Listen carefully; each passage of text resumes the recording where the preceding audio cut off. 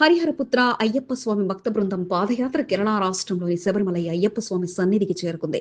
38 రోజుల పాటు కాలినడకన బయలుదేరిన అయ్యప్ప స్వాములు ప్రతిరోజు 30 నుంచి 40 కిలోమీటర్లు ప్రయాణించారు. 80 మంది అయ్యప్ప స్వాములతో సికింద్రాబాద్ మారడపల్లి వైఎంసీఏ గణపతి దేవాలయంలో ఇరుముడితో అయ్యప్ప స్వామి దర్శనానికి బయలుదేరారు. మార్గ మధ్యంలో అయ్యప్ప స్వాములు పడిపూజ నిర్వహించుకుంటూ పాదయాత్రను కొనసాగించారు. పాదయాత్రగా బయలుదేరిన అయ్యప్ప స్వాములకు అడుగడుగున భక్తులు నీరాజనాలు పలుకుతూ అయ్యప్పలను దర్శించుకుని ఆశీర్వాదాలు తీసుకున్నారు. కొండలు గుట్టలు దాటుకుంటూ ఎముకలు కొరికే చలిని తట్టుకుంటూ వర్షంలో నానుతూ తెలంగాణ, ఆంధ్రప్రదేశ్, కర్ణాటక, తమిళనాడు రాష్ట్రంలో దాటుకుంటూ కేరళకు ఆదివారం రాత్రి చేరుకున్నారు. సోమవారం అయ్యప్ప స్వామి సన్నిధికి చేరుకొని నెయ్యాభిషేకం నిర్వహించి స్వామివారిని దర్శించుకుని మొక్కులను తీర్చుకున్నారు. 38 రోజులుగా పాదయాత్ర నిర్వహించి స్వామివారిని దర్శించుకోవడం సంతోషంగా ఉందని గురుస్వామి అశోక్ సుధాకర్లు తెలిపారు. అయ్యప్ప స్వాములకు అన్నప్రసాదం, అల్పాహారంలకు దాతలుగా నిలిచిన భక్తులకు అయ్యప్ప స్వాములు ఆశీర్వాదాలు అందించారు. అయ్యప్ప స్వామి దర్శనం అనంతరం తిరుగు ప్రయాణమయ్యారని స్వాములు తెలిపారు.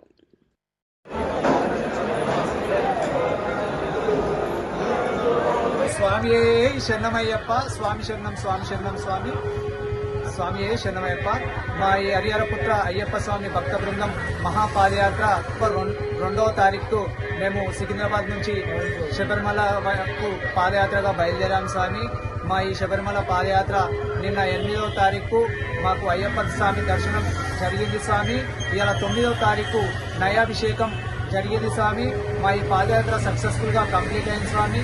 మా ఈ పాదయాత్రకు సహకారాలు చేసిన వారికి, మా ఈ పాదయాత్రకు అన్నదానమే కానీ, అల్పారం పెట్టించిన వాళ్ళకే కానీ ఆ అయ్యప్ప స్వామి ఆశీస్సులు ఉండాలని, వాళ్ళకంతా మంచి జరగాలని, వాళ్ళకంతా మేలు జరగాలని, అలాగే మా పాదయాత్ర ఎస్సీటీ ఛానల్ వాళ్ళు ప్రతిరోజు వాళ్ళ న్యూస్ ఛానల్లో ప్రసారం చేశారు స్వామి.